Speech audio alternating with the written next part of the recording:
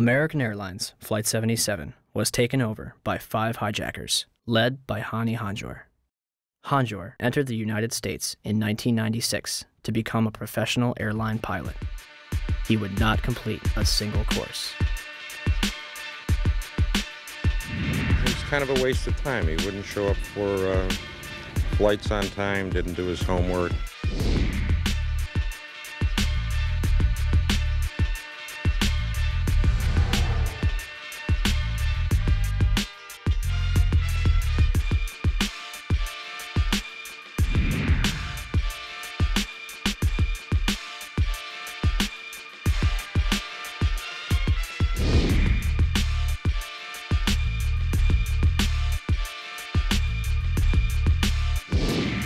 Average or below average piloting skills.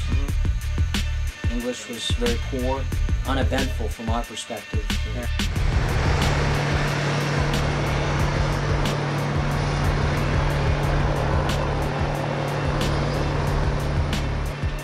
The 9/11 Commission concludes that Hanjour was perhaps the most experienced and highly trained pilot.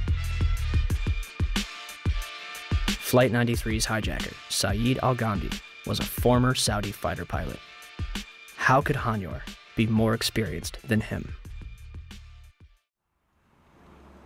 On the morning of 9/11, Hani Hanjour and his 4 accomplices traveled to Dulles International Airport outside of Washington, D.C. They had spent the weeks beforehand at the Valencia Motel in Laurel, Maryland, 6 miles from the National Security Agency. All 5 will set off metal detectors and be subjected to additional screening, yet all of them proceed to board American Airlines Flight 77, which is described by the Washington Post as unusually light on passengers. Out of 188 seats, 64 would be filled. In fact, all 4 planes involved in 9/11 would be at approximately 30% capacity. The hijackers will board alongside Barbara Olson, the wife of Solicitor General Ted Olson, and a number of employees from Boeing, Raytheon, the Department of Defense, Lockheed Martin, American Airlines, the Navy, Army, and other government agencies. The pilots were Officer David Charlebois and Captain Charles Burlingame. Charles Frank Burlingame III, an aeronautical engineer and a graduate of both the Naval Academy and Top Gun Fighter Pilot School, flew F-4 fighter jets and developed anti-terrorism strategies at the Pentagon before retiring in 1989 to take a job at American Airlines. He would remain active in the reserves and anti-terrorism exercises until 1996. His Boeing 757 would be crashed into the very section of the Pentagon he used to work in. The hijackers would have only moments to subdue both Charlebois and Burlingame, remove them from the cockpit, and retain control of the airplane. Yet, the plane is hijacked without incident at 8:51 and makes an unauthorized turn to the south 3 minutes later. No mayday, no hijack code, no sign of struggle. Flight 77 will fly all the way back from the Kentucky-Ohio border, coasting for another 43 minutes against its flight path before crashing into the Pentagon without any military interception. Had Hani Hanjour wanted to inflict maximum damage, all he had to do was continue his trajectory and nose down into the roof of the Pentagon.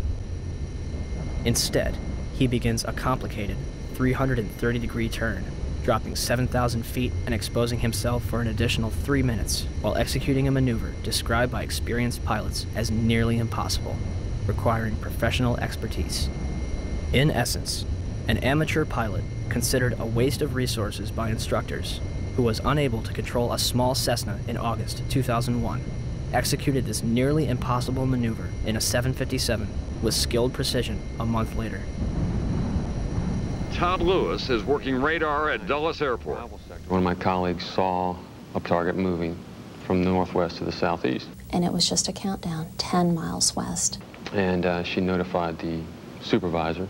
9 miles west. But nobody knew that was a commercial flight at the time. Nobody knew that was American 77. What did you think? It was a military flight of some kind? I thought it was a military flight. I thought that Langley had scrambled some fighters, and It was almost a sense of relief.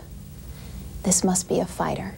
maybe one of them got up there. It was really moving fast. It was moving very fast, like a military aircraft might move at a low altitude. This must be one of our guys, sent in, scrambled to patrol our capital. The 757 will descend over Columbia Pike, flying adjacent to the Sheraton Hotel, Virginia Department of Transportation, Navy Annex, and fly past the Citgo gas station before crossing Washington Boulevard. 5 light poles are knocked out of the ground. One reportedly strikes a Washington, D.C. taxi driven by Lloyd England. Flight 77 manages to hit the only section that was reinforced to withstand a terrorist attack, including reinforced steel and blast-resistant Kevlar windows an 1.5 inches thick. The renovation, planning for which had begun in 1991, was only days away from completion. Had the plane struck anywhere else, the casualties and damage would have been far greater. An area that normally would have housed up to 5,000 occupants yielded 125 casualties. The Pentagon's outer wall had a hole approximately 20 feet in diameter on the first and second floor, and visible damage 90 feet across the first floor. I would say if it was 16 feet diameter, 20 feet tops, that's what would start me so curious. As I was trying to find something, there was no marks on the grass. Something never hit the ground. It didn't hit the heliport. I mean, it was a precision or awfully lucky hit. I mean, I don't know how it didn't bounce. I don't know how it hit directly in the side of the building without touching the ground, going as fast as it obviously was going. But I can't believe the thing is more than a garage door. And again, the classic airplane crash has wreckage. I mean, they found the axles from the Ryder truck in Oklahoma City. I can't believe they can't find an engine. Opinions differ at this point. People that believe a 757 hit the Pentagon, and people that don't. Those that believe a 757 did hit are fueled by the damage path,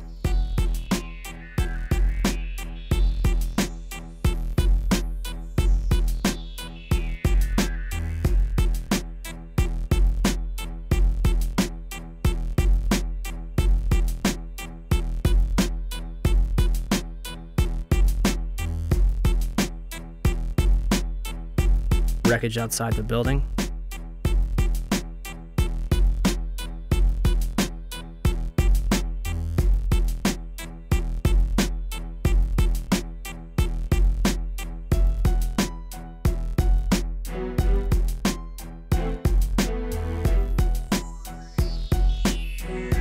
and eyewitness testimony. While we were sitting in the office, and all of a sudden we heard some rumbling, something is kind of hitting us.